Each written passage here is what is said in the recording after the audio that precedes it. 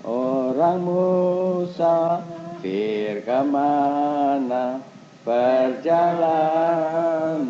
hidupku, jalan kami ke istana raja di bahkan turunlah menaik gunung, lewat padang, lewat gurun, aku cari semua lorong ke istana rajaku. Aku cari semua lorong ke istana rajaku. Aku akan lebih girang jika jalan berteman. Aku ingin kamu turut masuk surga Mahatera. Mari jalan ramai-ramai, raja kita raja damai. Orang yang tidak kenal Yesus dan tenang, tak menanti dan menunggai dari surga yang bermah. Mari kita berdoa. Saya minta saudara pegang membuka dengan doa. Terima kasih ya Tuhan, fokus kami bersama-sama pada sore hari ini. Dia memberikan jalan dan firman Tuhan. Sore hari yang firman. Jadikan kami sore yang firman.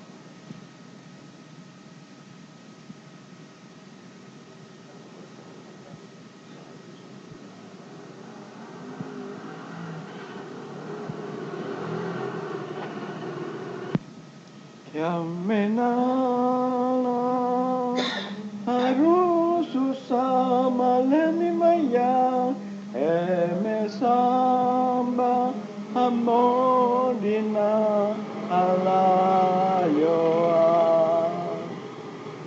Tuhan, terima kasih untuk firman-Mu. Urapi kami dengannya hingga semua yang Kau rancangkan atas kami jadi dengan sempurna dalam hidup kami. Tuhan, Engkau baik. Kau Allah yang maha kuasa. Tinggal di tempat yang maha tinggi. Kau juru selamat kami. Tinggal di hati kami. Tuhan, anugerah ini ajaib sekali. Kau memberi kepada kami yang tidak mampu kemenangan yang gemilang. Sucikan kami dengan darah-Mu. Terima kasih Tuhan Yesus. Sediakan hati kami. Berkati kami berganda-ganda. Terima kasih Tuhan. Amin. Kita baca firman Tuhan dari kitab Yesaya pasal yang ke-49 ayat 8 dan 9. Yesaya 49 ayat 8 dan 9. Begini bunyinya. Beginilah firman Tuhan, pada waktu aku berkenan, aku akan menjawab engkau. Dan pada hari aku menyelamatkan, aku akan menolong engkau. Aku telah membentuk dan memberi engkau menjadi perjanjian bagi umat manusia, untuk membangunkan bumi kembali dan untuk membagi-bagikan tanah pusaka yang sudah sunyi sepi, untuk mengatakan kepada orang-orang yang terkurung, keluarlah, kepada orang-orang yang ada di dalam gelap, tampillah. Di sepanjang jalan mereka seperti domba yang tidak pernah berkurang rumput, dan di segala bukit gundul pun tersedia rumput bagi mereka. Saudara, ini mengubah situasi, mengubah kondisi tanpa banyak cincong. Saudara perhatiin, Tuhan itu kalau memulihkan, mengubah, tidak pakai macam-macam proses, prosedur, enggak. Dia berkenan, dia katakan. Jadi tidak nanya dulu saudara punya modal, nggak punya modal, saudara bisa, nggak bisa, apakah masih mungkin apa nggak mungkin. Dia cuma tinggal memutuskan dan jadi. Saudara, ini luar biasa. Segala sesuatu di dalam dunia ini ya, mesti ada sebabnya dulu untuk bisa begitu. Tapi Tuhan tuh kayaknya nggak mikirkan sebab musabab, nggak mikirkan bahan bakunya, nggak mikirkan ada nggak adanya, enggak. Kalau dia nyembuhkan saudara itu dipikir, apa saudara pikir Tuhan terus meriksa dulu, diagnosa dulu, wah ini gini, enggak. Sudah sekarat juga dia bilang bangun. Saudara, itu yang luar biasa. Saudara nggak nyadari itu luar biasa. Saya itu ya, kan saya punya teman dia polisi. Lantas dia cerita tentang Kapolri ini, orangnya berani. Dan saudara, yang saya angkat topi itu apa? Saya bilang sama teman saya, saya tuh heran ya kamu. Polisi sudah bobrok total gitu, kamu masih berani punya ide untuk memperbaiki. Kalau saya jadi Kapolri, saya udah letakkan jabatan enggak. Susah, saya bilang, saya punya bukti. Ini lihat ini. Kalau yang main curang, kalau yang minta pungli macam-macam itu pangkat sersan ke atas, saya bisa ngerti. Pangkat kopral lah saya bisa ngerti. Sebab mereka udah punya rumah tangga, kebutuhan. Nah, cari sana sini, saya ngerti. Tapi kamu lihat, itu orang-orang yang pungli itu balok satu, baru keluar dari sekolah kepolisian, sanggup, masih punya harapan untuk memperbaiki. Dan saudara saya lihat bagaimana dia sebagai alat itu di atas ya, gesit sekali. Coba bayangin, saya ceritakan anak angkat saya itu di kemalingan, terus panggil polisi. Lantas polisinya gesit memang, cari ketemu malingnya. Udah gitu, nah ini yang selalu barangnya balik, tapi duitnya enggak, sesen pun enggak ada. Saudara pakai cerita ada ceker, ada gini, ada apa, dan saudara saya diam aja. Nah, saya itu iseng, saya ngomong sama, duit cuma 2 juta ya lah, biarin lah.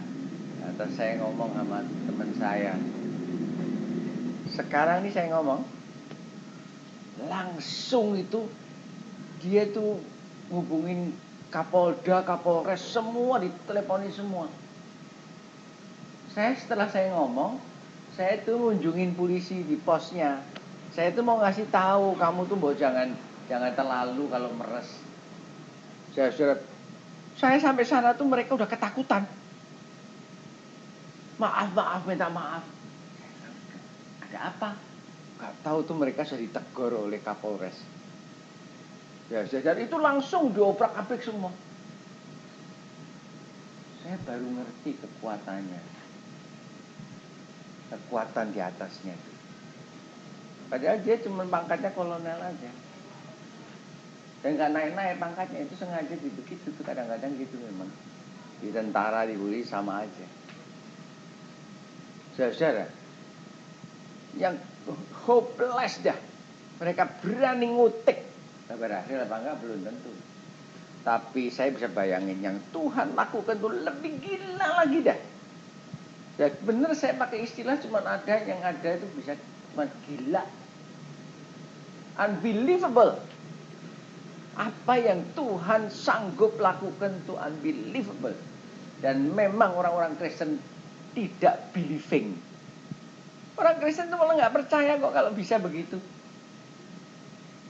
Kenapa saya terkagum-kagum hidup? Kenapa saya bahagia hidup? Kenapa saya senang hidup itu kenapa? Karena saya lihat itu.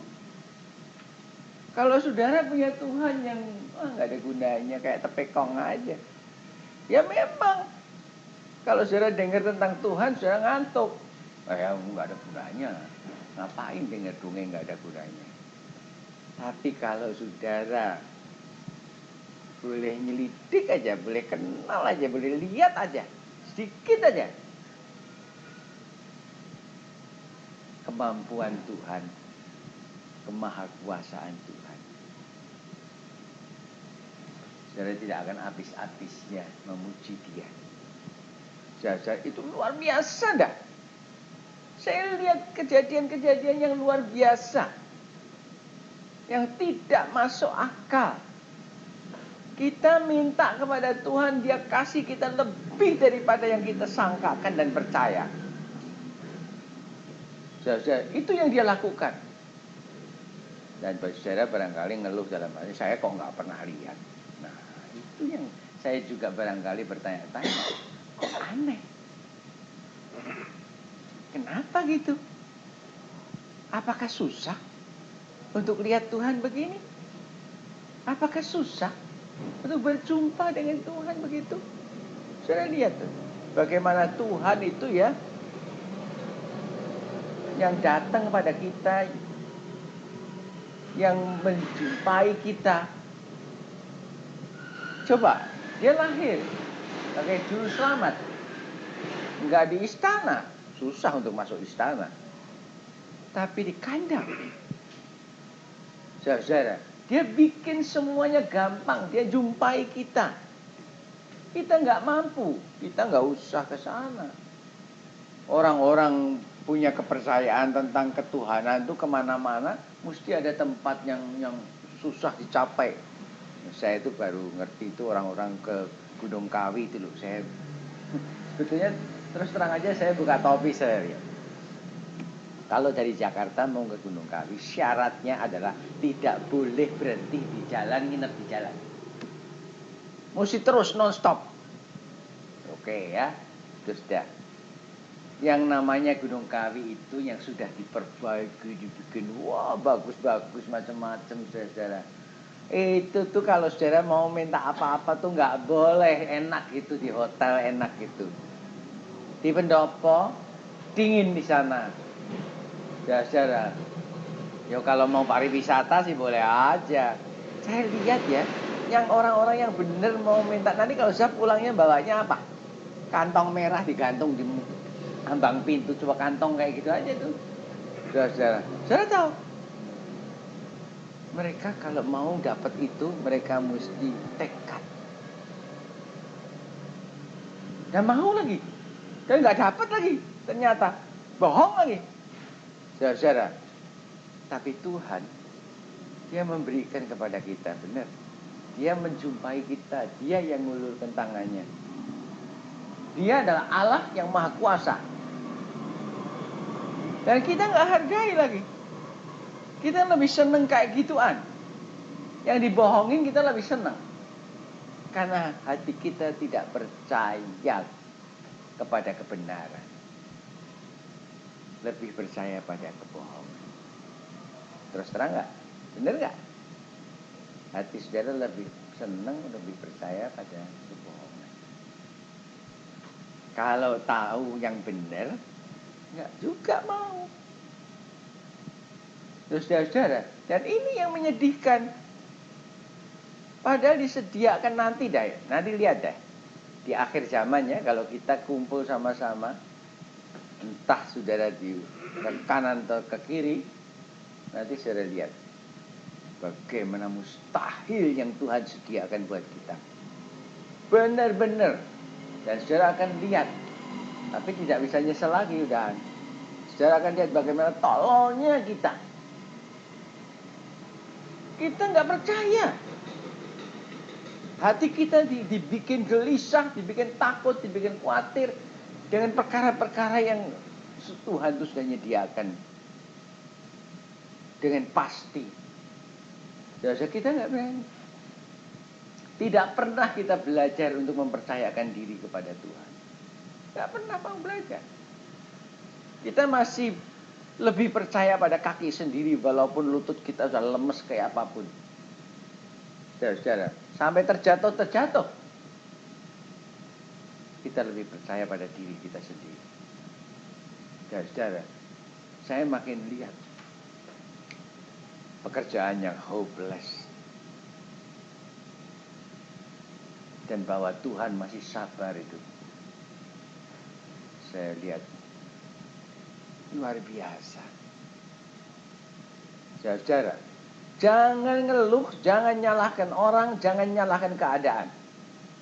Apapun yang saudara alami ada di tangan saudara untuk selamat atau celaka. Saudara datang kepada Tuhan, saudara selamat. Tidak ada dalih, tidak ada alasan. Kita seringkali punya dalih. Oh iya, sampai saya nggak bisa, saya nggak tahu, saya nggak apa. Tidak ada. Tuhan sudah taruh di muka saudara. Ibaratnya dia seorang ibu, saudara mau sekolah, udah disiapin seragamnya, semuanya. Saudara nggak usah meriksa apakah kancing ada yang copot apa enggak. Tapi kita nggak menghargai, kita nggak percaya. Loh, ini keadaannya. Di dalam Mazmur 50 ayat 72-73. Mazmur 50 ayat 72-73 kita baca firman Tuhan begini.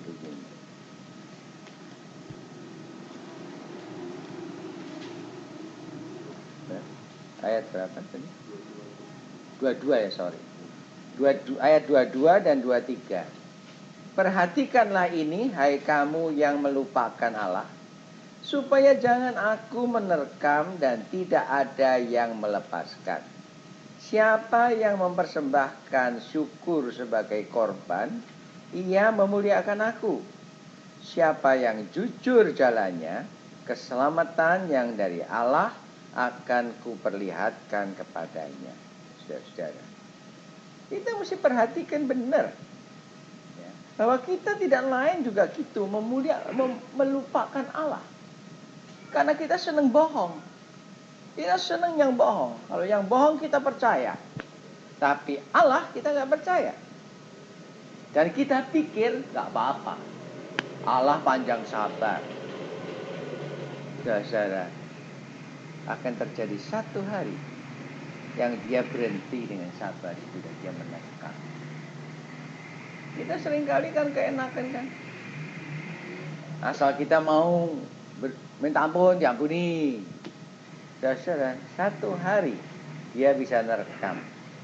Dan kalau saudara pernah lihat terkamannya, tidak ada satu pun yang bisa survive. Dan kita nggak bisa nyalahkan siapa-siapa.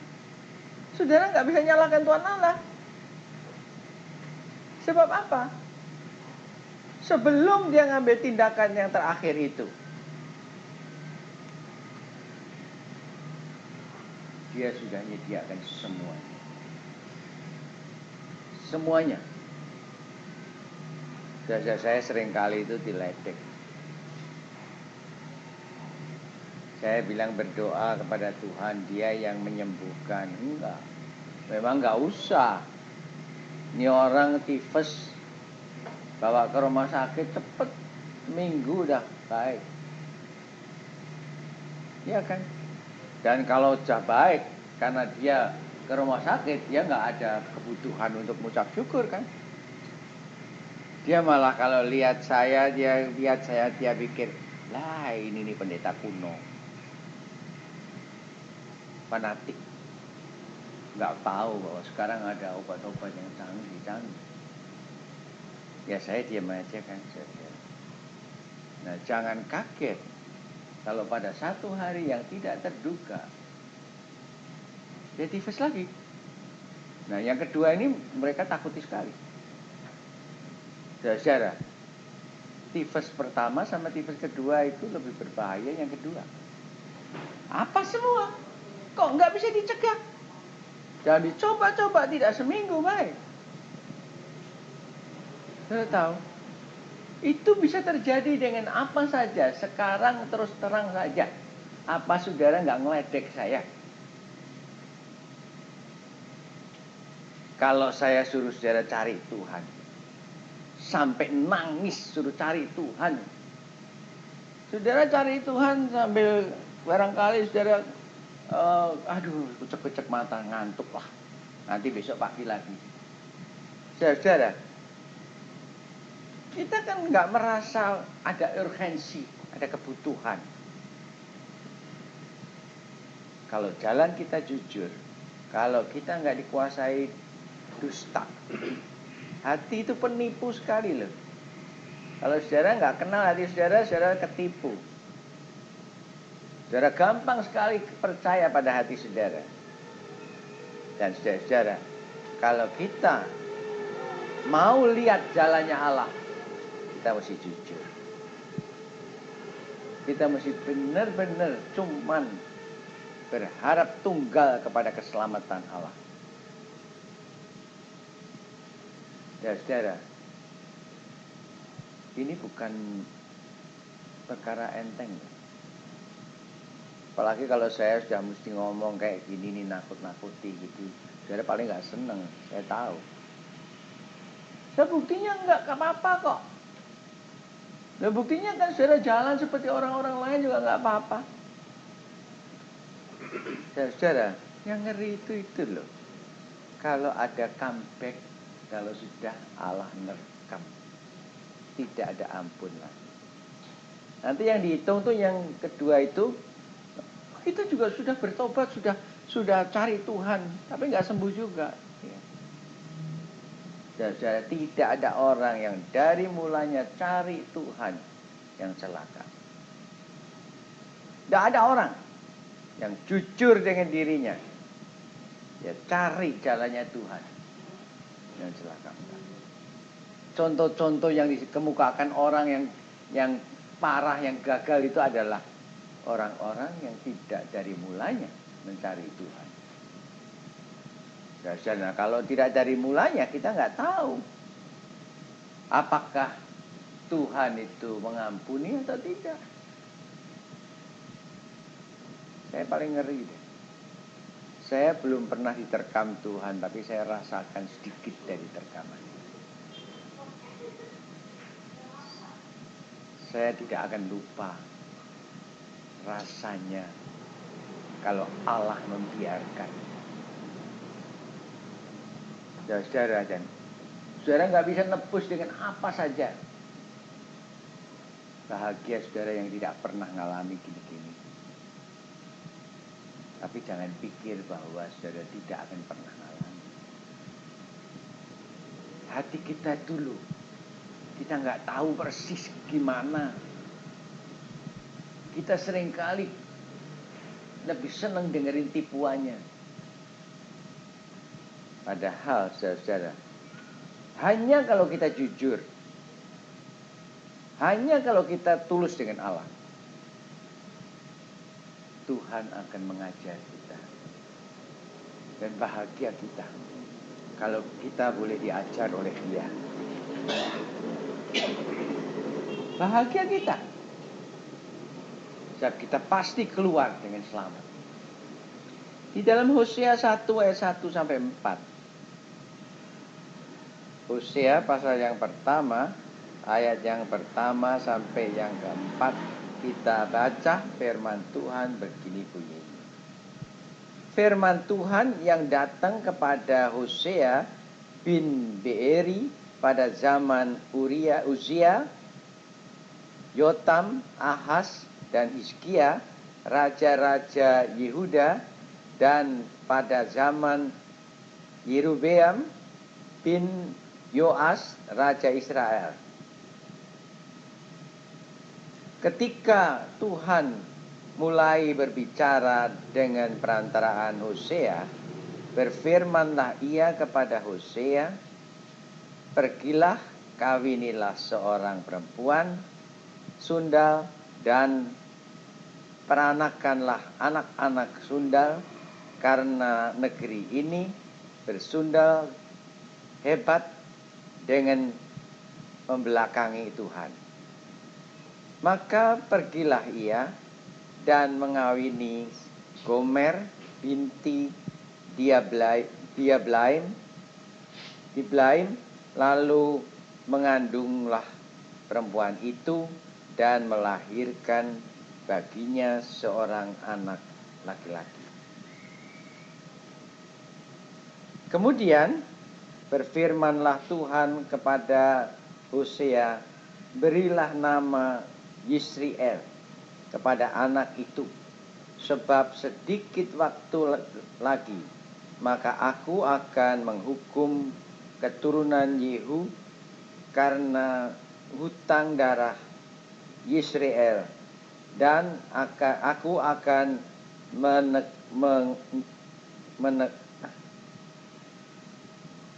mengakhiri pemerintahan kaum Israel. Ini loh merekam. Sudah tahu, Hosea datang, dia adalah nabi yang masuk ke dalam sejarah, bukan khayal, bukan kebatinan. Pada waktu raja ini, dia datang. Waktu Tuhan nyuruh dia mengawini seorang perempuan sundal, juga pada tanggal-tanggal itu. Jadi bukannya khayal, real. Dan saudara-saudara, yes, Hosea lakukan itu. Dan saudara-saudara, karena dia mau apa? Dia cuma suruh memberitakan hopelessnya bangsa Israel. Dia nerekam. Dia mau balas. Saudara, jangan sampai ini terjadi. Bisa terjadi. Jangan saudara pikir saudara punya jaminan untuk tidak terjadi. Karena saudara orang baik-baik. Kalau kita semua tuh mawas diri ya, takut Tuhan.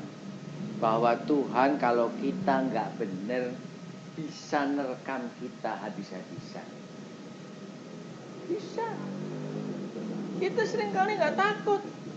Kita hidup dengan tenang-tenang aja. Di muka kita itu ada air terjun yang akan membinasakan kita nggak tahu, nggak nyadari. Kita jalan aja dengan ngantuk-ngantuk, dengan jalan dengan tenang-tenang. Periksain betul. Jangan terlalu lama tidur aja. Apakah saudara tidak sedang tidur, sedangkan maut menunggu di depan saudara? Saudara tahu? Tidak bagi semua orang maut itu kayak bagi saya. Saya sih nggak takut. Saya tahu. Saudara tahu?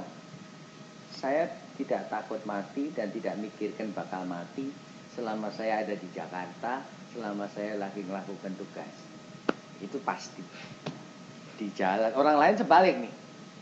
Saya hanya menunggu saat saya kalau di rumah. Jadi saudara jangan kaget kalau saya di rumah itu, saya cuma nunggu. Kalau ada telepon, ya telepon yang saya angkat, saya tunggu saatnya. Tidak bisa tidak. Tiap hari akan menjadi satu hari lebih dekat. Saudara, saya tahu. Nggak bisa saya ngibulin diri saya. Oh, kamu masih muda, masih kuat. Enggak, saya tunggu. Saya bebas dari nunggu.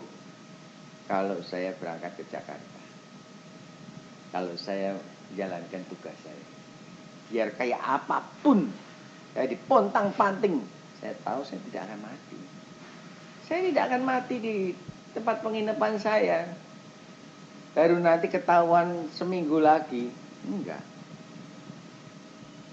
Karena saya tahu hari saya ada di Roma. Jadi saya nggak takut. Nah, saudara apa benar? Jangan, saya juga nggak takut. Saya ikut boksu nggak takut. Nah, jangan. Saudara, apakah benar? Saudara tahu, saudara benar dengan Tuhan. Sudah diperiksa gimana?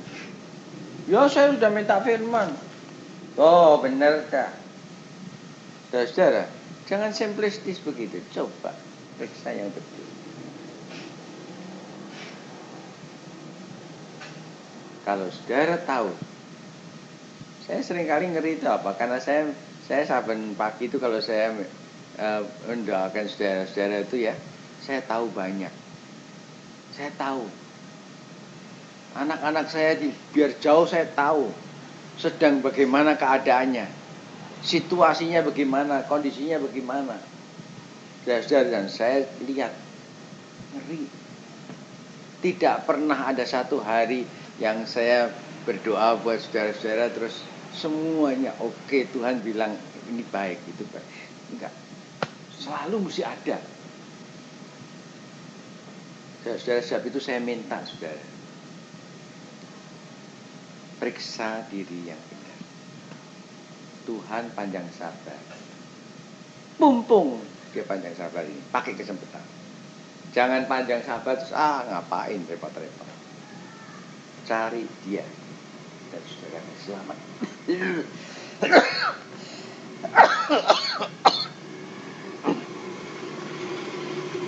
Dana rafale safan de manora fendeo osa kaman ne male kumol dasa